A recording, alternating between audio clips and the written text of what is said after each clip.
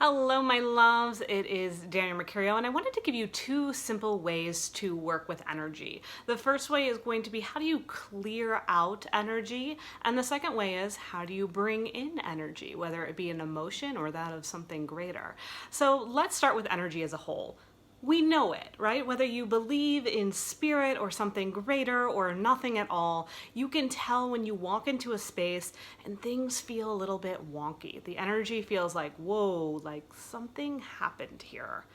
Other times you could walk into a space and it could feel really light and renewed, like, ooh, something happened here and it was really juicy. You know what I mean? But that's because of the way that we charge our spaces based on our energy. And we do it whether we realize it or not. If you're having a bad day and you leave the room, it is likely that someone new will walk in that room, and if they are sensitive to energy, they're gonna feel that you had a bad day.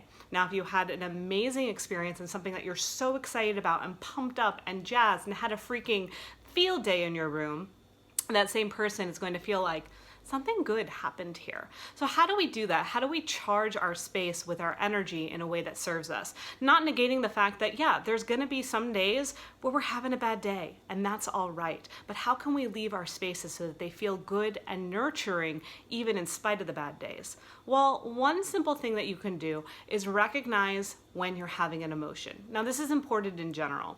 In spirituality, self-help, etc., you are not meant to be positive all the time. Sorry. For those of you trying to be happy-go-lucky your entire life, it's not going to happen. We have to actually coexist with our negative and more lower emotions as well. Now, when you're having a lower emotion, when you notice that you're in a negative space, first of all, recognize it and say, that's okay.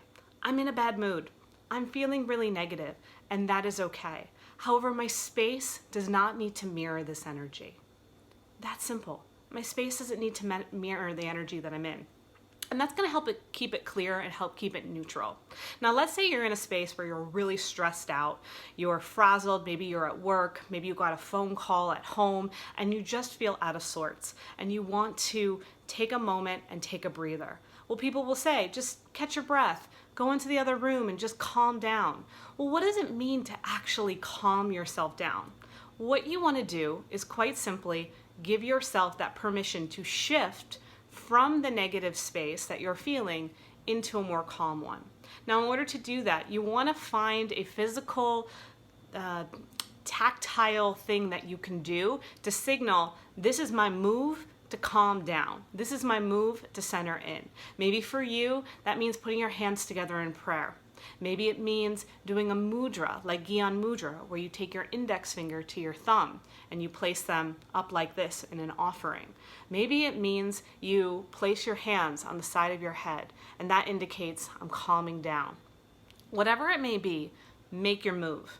Then once you make your move, let's say you do the Gyan Mudra and you offer it up, you take a moment to ground and center in. Now, to do that, what you're doing is you're giving yourself permission to shift.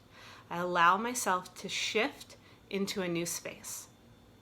And then if you can, you close your eyes and you take a deep breath and you breathe in a sense of calm, a sense of groundedness, a sense of steadiness. And you let that breath move through your entire body. And once it reaches all the way down to your feet, you're going to send that breath back up with the understanding that all of the distractions are being sent out with that breath. Okay? And you're just going to keep moving that breath in and releasing it out.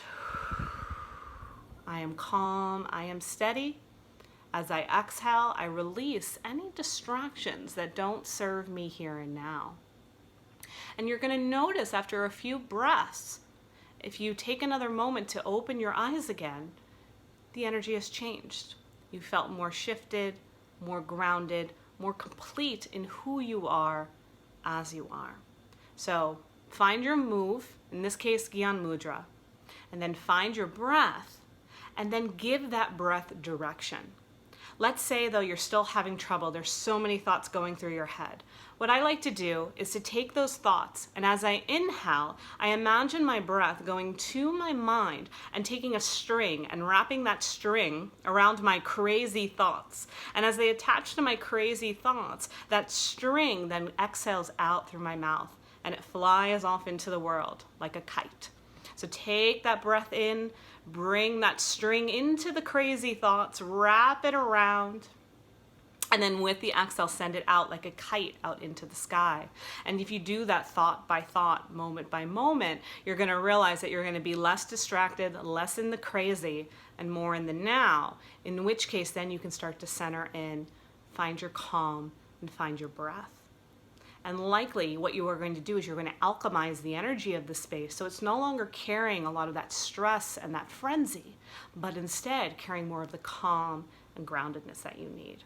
Okay, I'm going to see you over in part 2 of this video to understand how to move your energy forward in a way to bring in some juicy energy and maybe even something greater. See you in a moment.